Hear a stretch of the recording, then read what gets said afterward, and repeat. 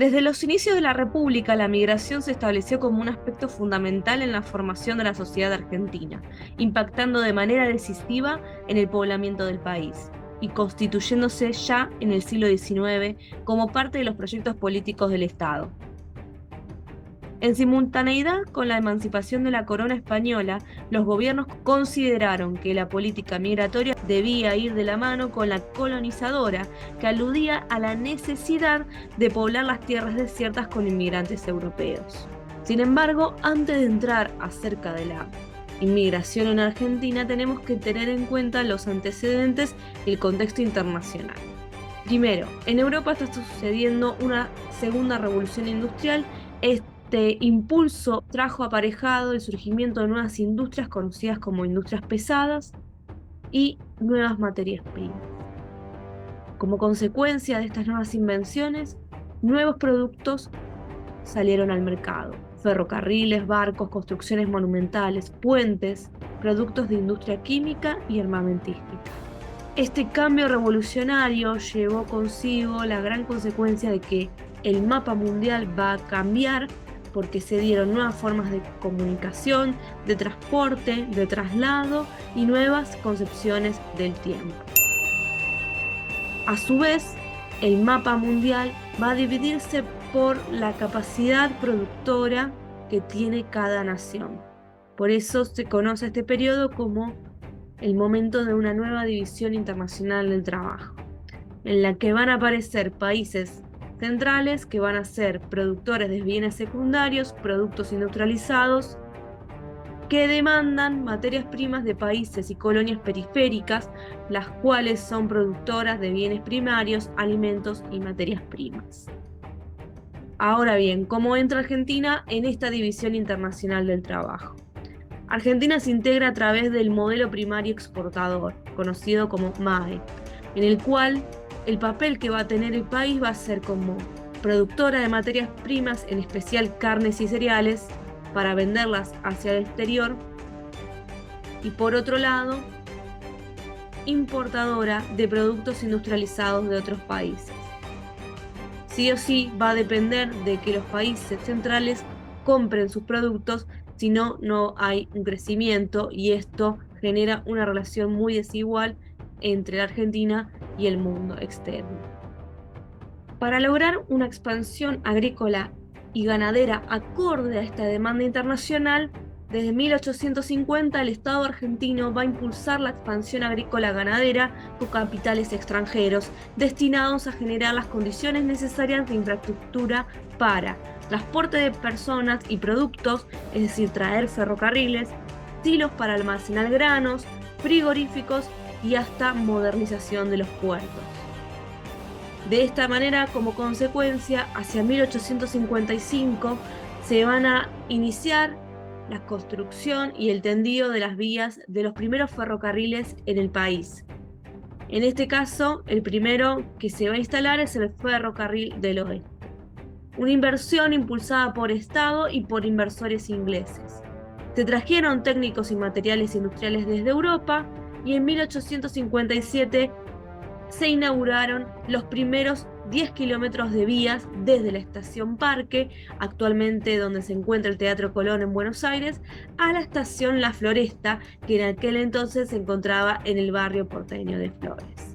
A continuación estamos viendo un mapa de cómo evolucionó el tendido de las vías de los ferrocarriles desde el centro de Buenos Aires hacia diferentes puntos del territorio.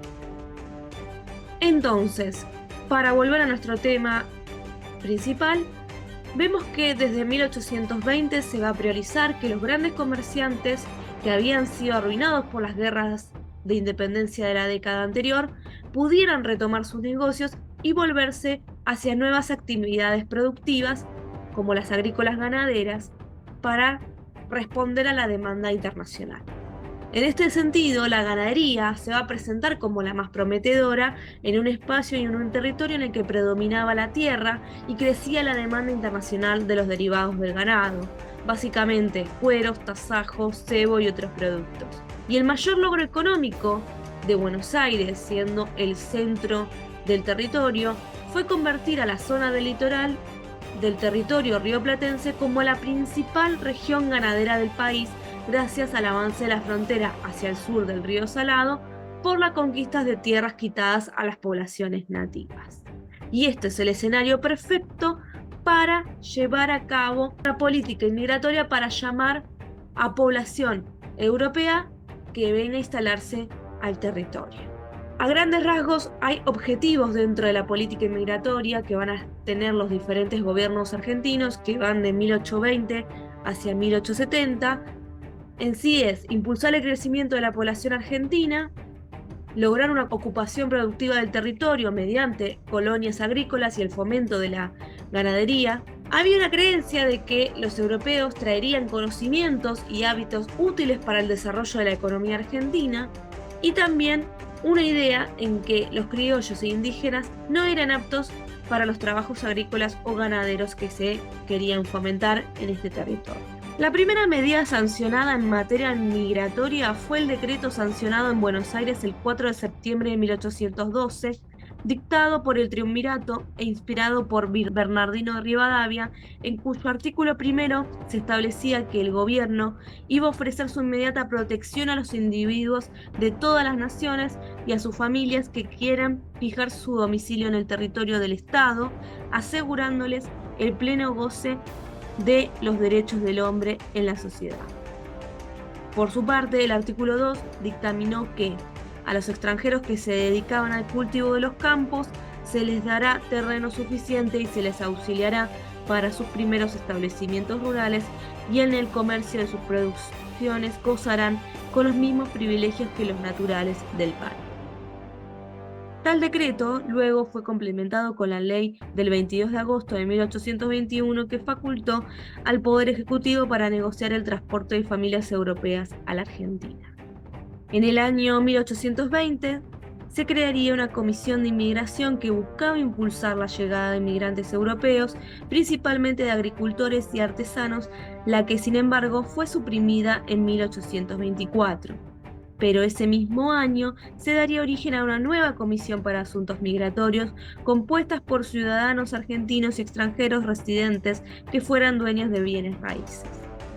Al año siguiente se reglamentó esta comisión, especificando sus funciones.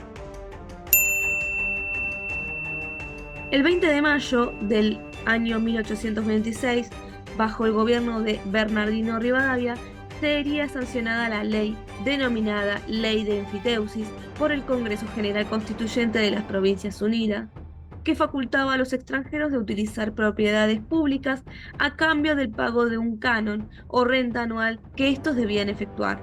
Dicha ley procuraba instalar colonos en tierras públicas para su explotación, entregándoles tierra con un bajo canon, y en realidad dicha ley no modificó la situación preexistente, dado que los incentivos no eran suficientes y los planes de inmigración resultaron poco exitosos.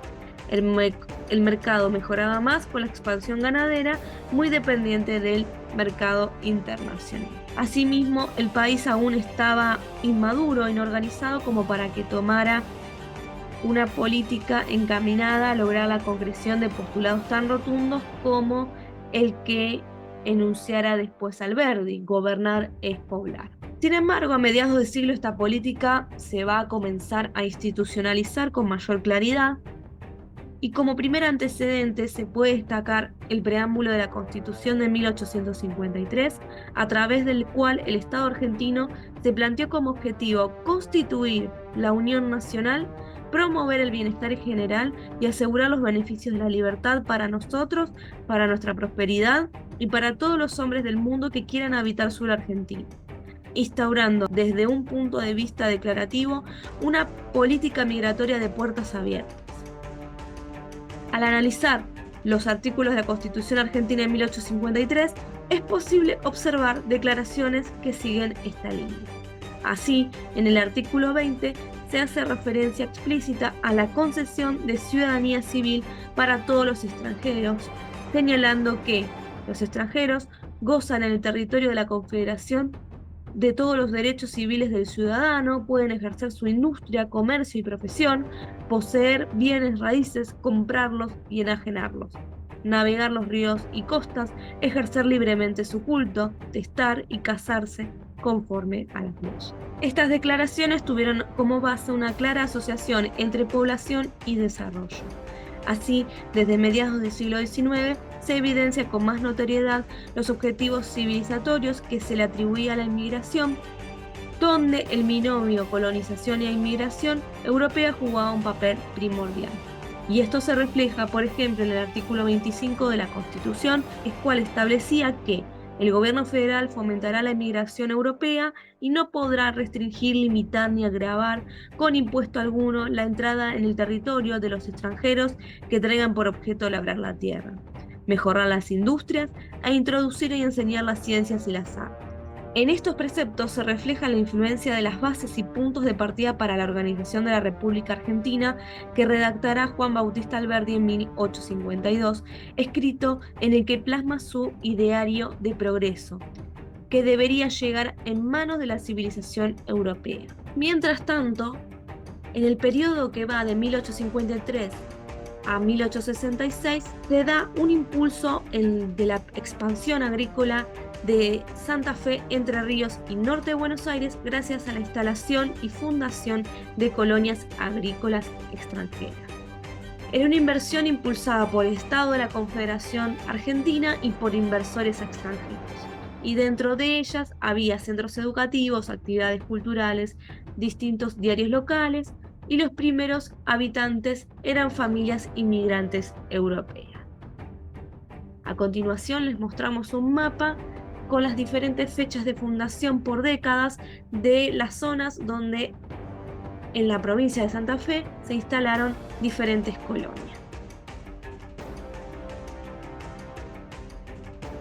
Las primeras colonias inauguradas fueron en Santa Fe, La Esperanza, en 1856, una colonia cerealera, y en Entre Ríos, la colonia San José, en 1853.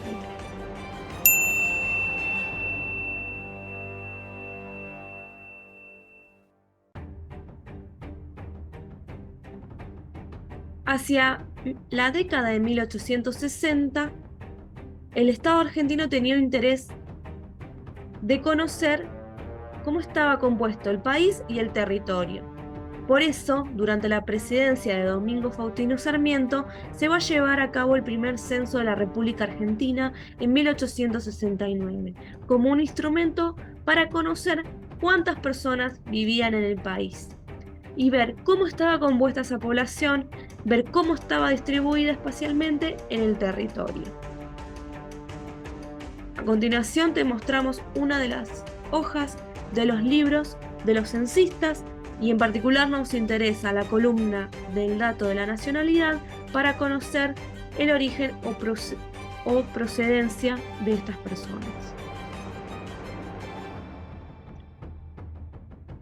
Y finalmente, los datos censales arrojaron una población del total de 1.877.400 habitantes, donde solo 210.000 eran extranjeros, entre los cuales se encontraban nacionalidades de Suiza, Bélgica, Francia, Italia, españoles, en particular vascos, ucranianos, alemanes y polacos. A medida que avanzaba el tiempo, las distintas medidas que el Estado argentino impulsó en materia migratoria se fueron concretadas con la Ley de Inmigración y Colonización número 817 de 1876, más conocida como Ley Avellaneda. Constituyó el más serio intento de sistematización de una política migratoria. Esta ley instrumentó mecanismos para fomentar la llegada de europeos a Argentina, y para ello promovía la instalación de oficinas en Europa para difundir mediante propaganda a la Argentina, y el Estado ofrecía pasajes y alojamiento a los inmigrantes en los primeros días en el país. Y la ley Avellaneda es reconocida como la primera ley de inmigración de Argentina y tiene el mérito de ser el primer cuerpo legal en precisar la categoría de inmigrante, definiéndolo como todo extranjero jornalero, artesano, industrial, agricultor o profesor que, siendo menor de 60 años y acreditando su moralidad y aptitudes, llegase a la República para establecerse en ella. La ley Avellaneda se encuentra en concordancia con los dispuestos en el preámbulo y los artículos 20 y 25 de la Constitución, como decíamos antes.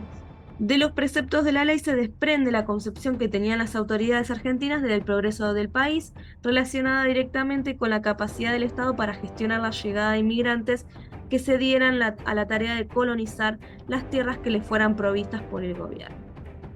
Las colonias agrícolas solo se fundaron en algunas provincias como Santa Fe, Entre Ríos, Misiones, Chaco y Formosa, y también en el norte de Buenos Aires. Y esto se debe a la concentración de la propiedad rural en manos de pocos estancieros ricos. Y solo la mitad de los recién llegados se instalaba a vivir porque otros realizaban trabajos temporarios, ganaban el dinero y regresaban a su país de origen con el mismo. Tenemos documentación que nos da cuenta de cuáles fueron los primeros lugares de residencia de los primeros migrantes europeos llegados al territorio. En el primer periodo de 1810 a 1835 se destinó el primer asilo u hotel de inmigrantes ubicado en las instalaciones del antiguo convento La Recoleta al costado de la iglesia del Pilar, y allí se alojaron británicos y alemanes llegados en 1825. Chacarita de los Colegiales fue el lugar donde se instalaron los inmigrantes alemanes traídos por Heine en 1825. En un segundo periodo, en 1836 a 1854, ante la llegada de un grupo de familias de las Islas Canarias, se habilitaron provisoriamente las instalaciones de la Recoleta y de la Chacarita. Y cuando en 1836 arribó un segundo contingente de las Islas Canarias, las puertas del ex convento fueron nuevamente abiertas. En tercer lugar, en 1855 a 1879, antes de la gran oleada inmigratoria del siglo XX, el asilo de la calle Corrientes 8, ubicado en Paseo de Julio, hoy Avenida Leandro Alem, y la calle 25 de Mayo, va a ser el lugar donde se fueron instalando diferentes poblaciones. Y en el día de su inauguración fue alojado allí el primer contingente de inmigrantes de origen suizo. Para finalizar, la política inmigratoria estuvo influida de una idea de política migratoria de puertas abiertas, que no hacía distinción de personas según lugar de procedencia y sí buscaba fomentar la llegada de inmigrantes europeos. A inicios de las siguientes centurias se produce un quiebre en esta línea de pensamiento, pasando de una política fundamentalmente de puertas abiertas a otra netamente restrictiva. Este fue nuestro video de hoy. Hasta la próxima entrega.